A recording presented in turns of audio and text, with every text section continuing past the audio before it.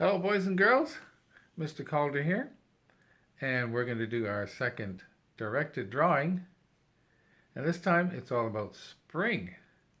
See if you can guess what I'm drawing. Here we go. So this is our spring directed drawing. You guys need to use a pencil. I'm going to use a black marker so you can see it on the video. Sorry, it's handheld, so it's kind of like a selfie, because I don't have any fancy equipment here. So here we go. Let's start with an oval. Now when I take my hand away and pause for a second, it gives you a chance to copy, or you could pause the video. Here's the next two lines. Start in the middle of your oval, down and scoop on both sides, with a little mark on each side. Have you guessed what it is yet? Here we go.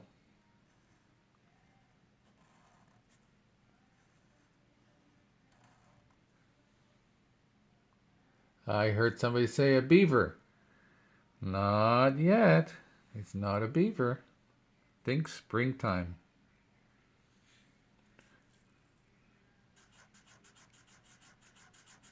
What happens in the spring?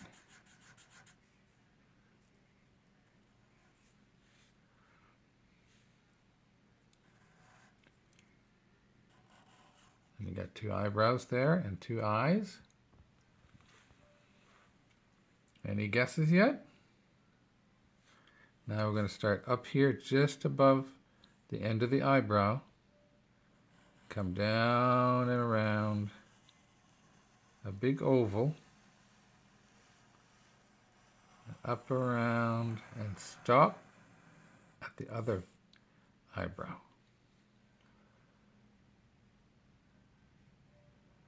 Okay, next part. Here we go. A little bit of hair.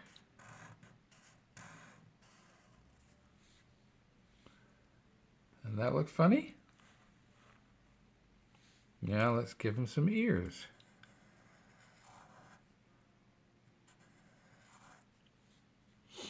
And another ear.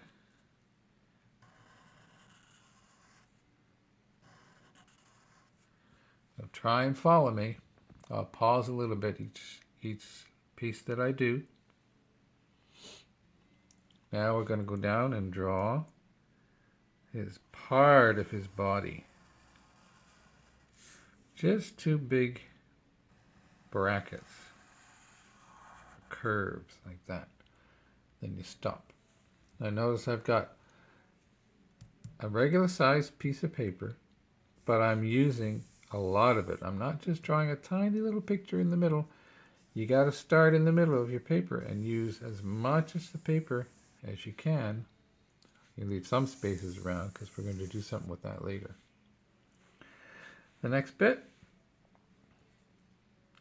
start a little bit below the line and you do a loop and over and a loop again, and then a little loop in the middle to get his toes, his little foot.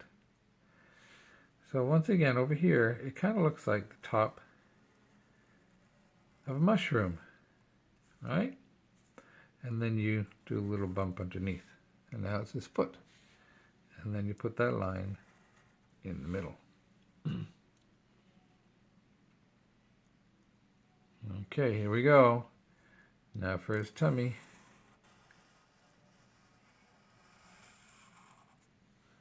Have you guessed what it is yet? It's not a beaver. Now, we're going to do a big sideways C all the way around like that. Do you know what that is?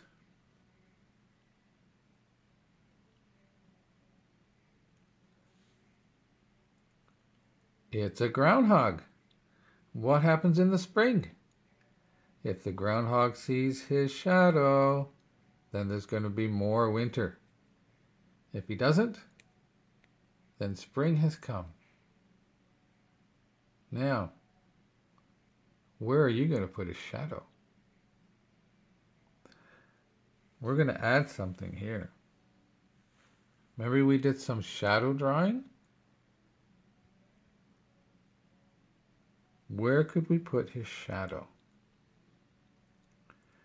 If you think there's going to be more winter, you could put the shadow in his front.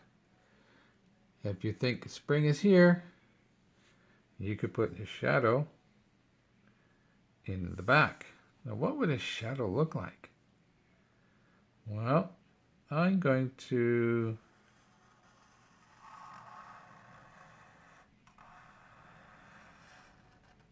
put it in the back. Now you'll see what that looks like when I'm done. You could put it in the front.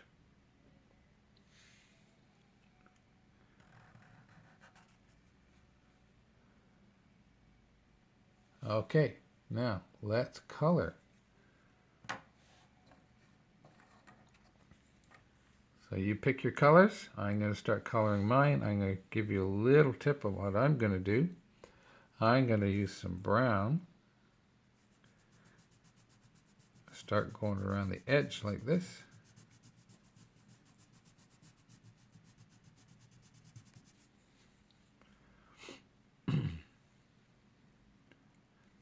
All the way around. And when you're all done, your groundhog is going to look like that.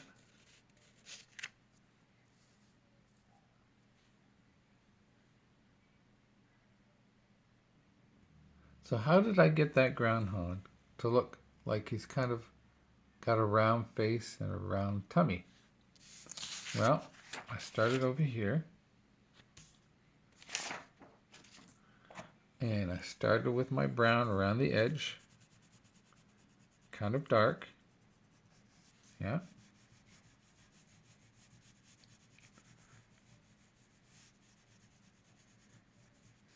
And then I used the same brown, but then I didn't push so hard. I used a little lighter touch, not so hard, like that. And then I added a little bit of orange, like that.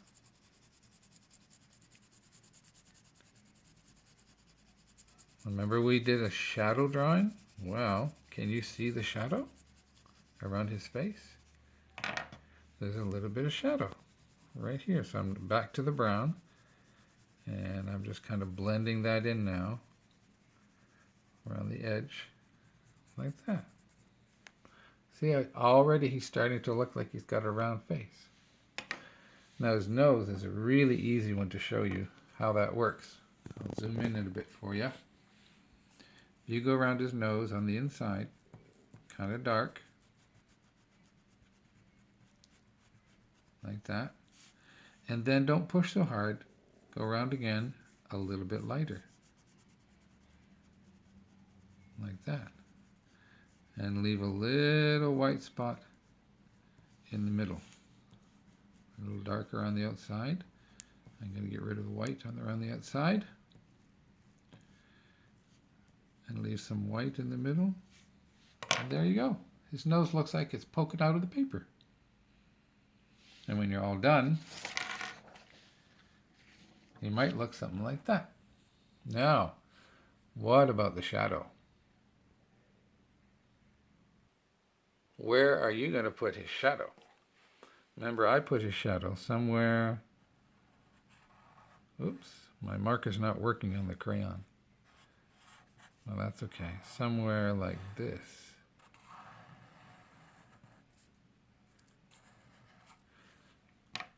So, I'm going to use my black crayon. I'm not going to push really hard. And I'm just going to color it all in. Just like you did with pencil. Color it all in, like this. I don't want to color over my groundhog.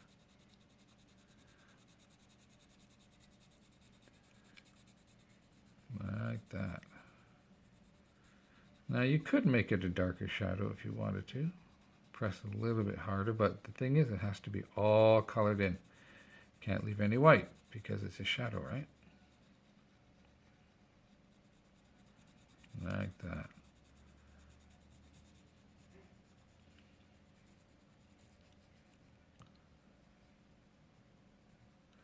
I think I'm going to make my shadow a little bit darker. Like that. So I put his shadow behind him because I think we're done with winter. I'm hoping we're going to have lots of sunshine.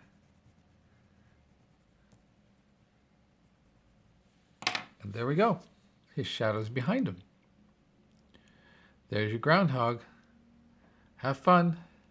Make sure you take pictures, or you can even video when you do it and post it for Mrs. Epp. See you later.